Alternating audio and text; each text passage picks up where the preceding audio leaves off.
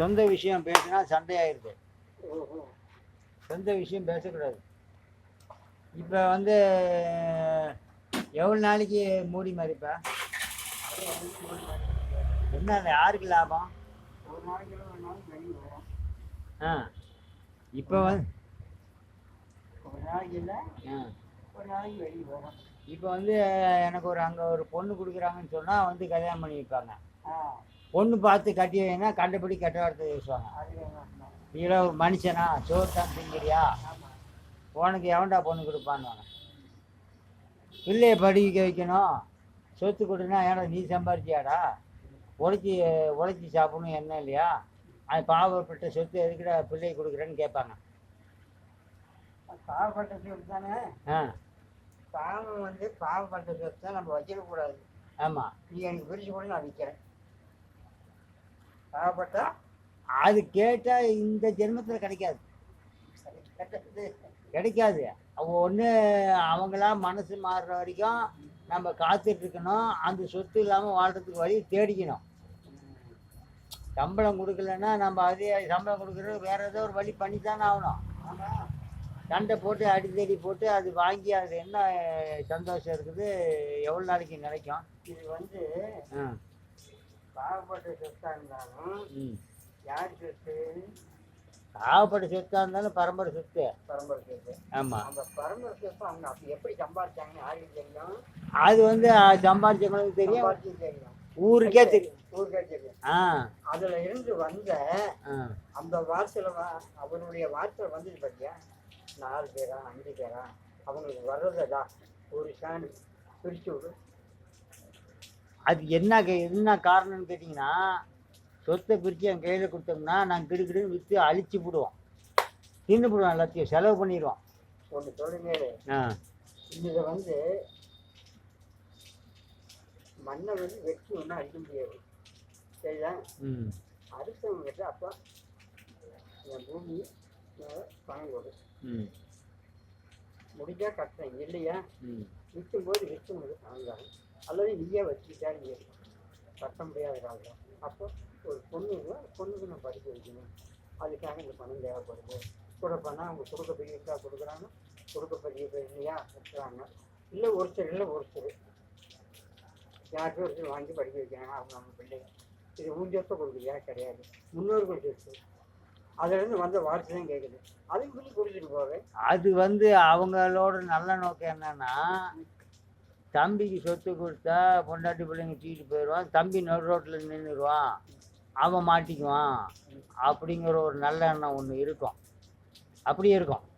சரி, இன்னொரு வகையில் பார்த்தா நம்ம பேசுகிறது நடவடிக்கை அவங்களுக்கு பிடிக்காம இருக்கும். ஏன் சொத்து கொடுக்க மாட்டேயானும் போது கோபம் வந்துடுது. ஏப்பா படிப்புக்கு பணம் வேணும், நீ எனக்கு கையில் கொடுக்க வேணாம், சொத்து அந்த சொத்தை விற்றோ அடமானம் வச்சு அந்த பிள்ளைக்கு பணத்துக்கு கொடு, கட்டு. பணம் அது படிக்க பள்ளிகளுக்கு பணம் கட்டணும், காலேஜுக்கு பணம் கட்டணும், அந்த பணத்தை கட்டணும். அவங்க என்ன சொல்லுவாங்க, நாங்கள் பாடுபட்டு தின்னோம், எவ்வளோ கஷ்டத்துலையும் அந்த சொத்தை நாங்கள் விற்கல, சொத்தை அனுபவிக்கல, அது மாதிரி ஒன்றால் வாழ முடியாதாடான்னு கேட்பாங்க. அப்படி நான் வாழ முடியா, நான் ஏன் இதை கேட்குறேன்? நான் வந்து சொத்து கேட்கறது வந்து ஆனால் எனக்காக கேட்குறேன். என்னுடைய வாக்கு வந்தது, அதை காப்பாற்றணும். அதுக்கு என்ன வழி? அதுக்கு எனக்கு நீ செய்ய வேண்டாம். இப்போ நாளைக்கு வந்து நான் வந்து 2 தடவை மருந்து குடித்தேன், அப்போ கொஞ்சம் மனசு தெரியல, விளையாட்டா குடித்தேன், தப்பிச்சுக்கிட்டான். இந்த பிள்ளைங்க நாளைக்கு ஒன்று கிடக்க ஒன்றானா, நீ அதுக்கப்புறம் சொத்து வந்தானா வராட்டி என்ன பிரயோஜனம்? அவருடைய செலவுக்கு இல்லாத நமக்கு என்னென்ன. இப்போ வந்து நான் ஒத்துக்கிறேன், நாங்கள் மிருகங்கள், ஊரை அழிக்கிறோம், நாங்கள் மனுஷங்கள்ல எங்களை கொல்லணும், அடிக்கிறோம். அதாவது எனக்கு நீ சொல்லணும், அந்த பொண்ணு நாளைக்கு நல்லபடியாக வாழணும், அதுக்கு என்ன வழி?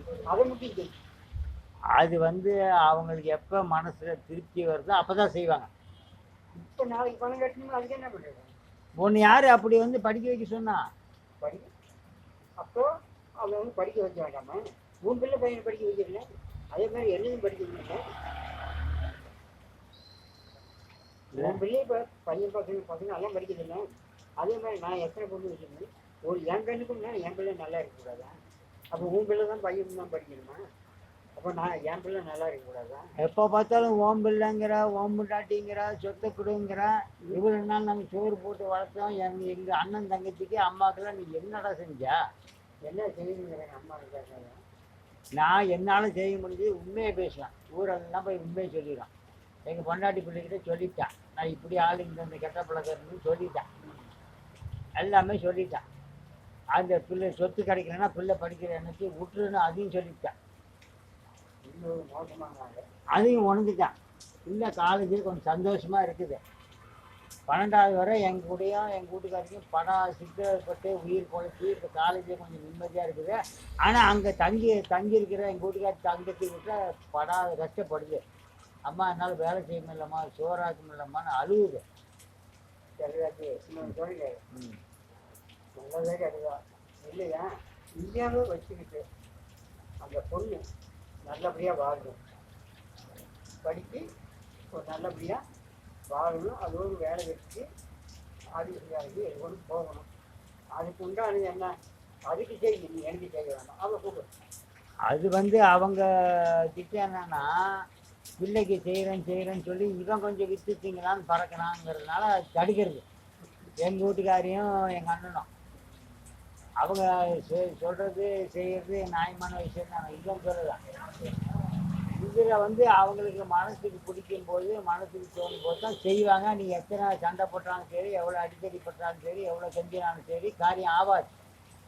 எங்கள் அண்ணன் வெளிநாட்டிலேருந்து எங்கள் அப்பாவுக்கு ஃபோன் பண்ணி 10 சென்ட் நிலம் இல்லைங்க, தம்பி கடை வைக்கணும்னு அவராக சொன்னார். ஆனால் அந்த சொத்தெல்லாம் நான் அழித்தேன். அவராக காலேஜில் சேர்த்தாரு, நான் படிக்காமல் பயிலானே.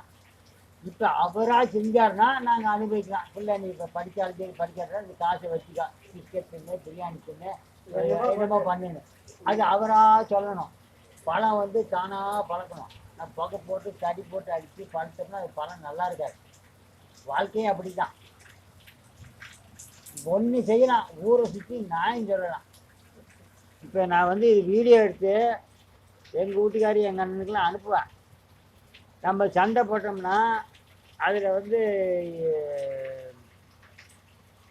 நான் நியாயமான ஆளாக இருந்தால் சண்டை போடலாம், நம்ம நேர்மையான இருந்தால் சண்டை போடலாம், மனுஷனாக இருந்தால் சண்டை போடலாம்.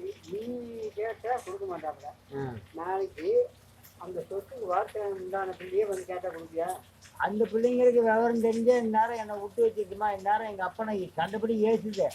எங்கள் மாமியால் போய் ஒரு பைத்தியத்துக்கு எங்கள் அம்மாவை எது கட்டி கொடுத்தா நாங்கள் கேட்குது.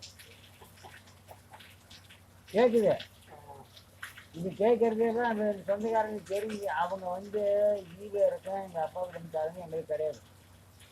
கொண்டாடி சேர்த்தாலும் பிள்ளை சேர்த்தாலும் கவலைப்படாது சொல்லுவாங்க. கொண்டாடி சேர்த்துட்டாலும் கவலைப்படாது. டீ வாங்கிட்டு வா, காஃபி வாங்கிட்டு வா, புரோட்டா வாங்கிட்டு வா, கோட்டர் வாங்கிட்டு வான்னுவாங்க. எங்கள் அப்பா குடும்பத்தை யார் சேர்த்தாலும் யாரும் அழுவ மாட்டாங்க. கொண்டாடி சேர்த்து வேற கல்யாணம் பண்ணிக்கலாம் சொல்றாங்க. பிள்ளை சேர்த்துனா வேற கல்யாணம் பண்ணி இன்னொரு பிள்ளை பெற்றுக்கலாம். நீ காப்பாற்றுறதுக்கு நாம் பொறுப்பாக முடியாது சொல்றாரு. நீ கவலைப்பட, முதல்ல போய் பிரியாணி வாங்கிட்டு வான்னுவாங்க. அப்பவும் இதுதான் சொல்லுவாங்க. அது எனக்கு நல்லா தெரியும். அவங்க பேச முடியாது.